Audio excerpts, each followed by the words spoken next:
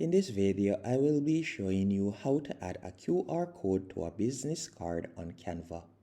The first thing you want to do once you're on Canva, for example, we could tap on the search bar right here and type in business card.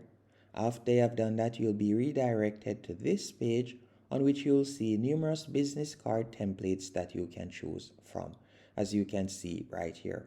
Once you have selected a business card template, you could tap on customize this template. Then how to generate your QR code.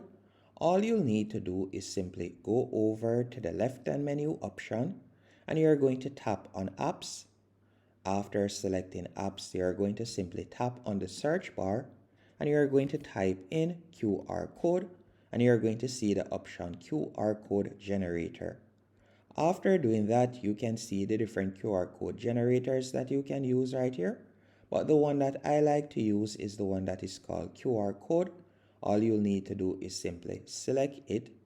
Once you have done that, you can paste in your website URL right here.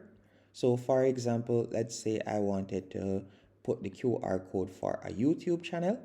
All I would need to do is simply go onto YouTube, copy the URL. Then from there, I'll go back onto Canva, paste in the URL right here. Then you're going to tap on generate code. Then you can see the QR code has now been added. So now you can drag into position the QR code wherever you'd like to place it on your business card. You can also minimize or you can increase the size of it and you can see it right there.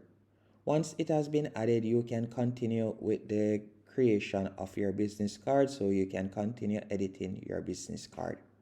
Once you're finished, you're going to tap on share in the top right hand corner. Then you can tap on download and tap on download once more to download your business card. Hope you found this tutorial helpful and informative. And if you like tutorials like this that are straightforward and to the point, be sure to stick around and also hit the subscribe button. Thank you for watching.